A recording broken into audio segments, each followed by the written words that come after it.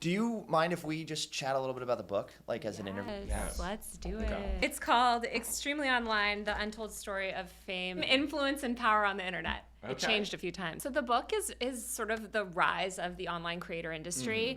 I've obviously covered this industry for a long time, and I feel like there's been all of these tech books that focus on like the corporate powers and like sort of the business side of it, but nothing that gave the history of the user side. And actually, really, I mean, when you look back at the consumer or social internet, it's users that have shaped the product because these are social products. So the book kind of tells the story from the early 2000s, really beginning like 2002 to 2021, 2022. Sort of from like mommy bloggers to the Vine, 1600 Vine, the Musical.ly, Musers, VidCon, MagCon, the Chewbacca mask lady, like Harambe, rest in peace. Oh, what, R.I.P. 6 years, 7 years Cincinnati ago? Zoo. Yeah. Still not over that. Yeah.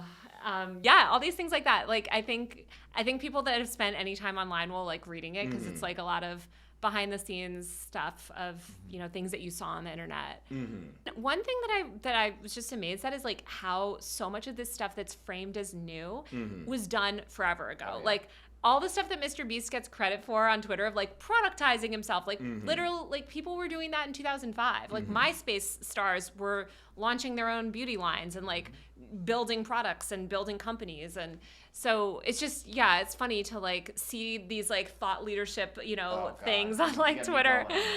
Talk to us about the writing process. What was it like? What led to this idea? I should have just written a book on Vine because I wrote like 60,000 words on Vine, and then I was like, okay, this is like, what did I do this for? And I actually thought about writing about a book on Vine, and then I felt like there's so much revisionist history, and I think as someone that's been in the social media game, as an internet personality and then like as a writer, like you just see people like taking credit for things that they had nothing to do with and like just rewriting history. And so I was like, no one's gonna write this. Who else is gonna write this book? Like I've been covering it the longest and I'm the oldest on the beat. But it's just so funny how like, I mean, I just found like time and time again, and I go through kind of all these platforms and how they fought and like YouNow versus Twitch versus like this live streaming wars and like all the drama, and like the tech executives are just like bumbling around, and then like later they position themselves as genius, and it's like your ass was saved so many. I'm sure this is true for any business, but like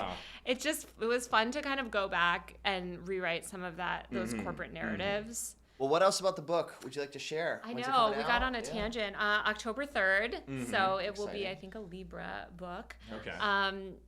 This fall, but pre-order it. Pre-orders are like the number one thing in books. So if you think that you might read it all, just pre-order it. Done. Simon & Schuster, right? Simon & Schuster.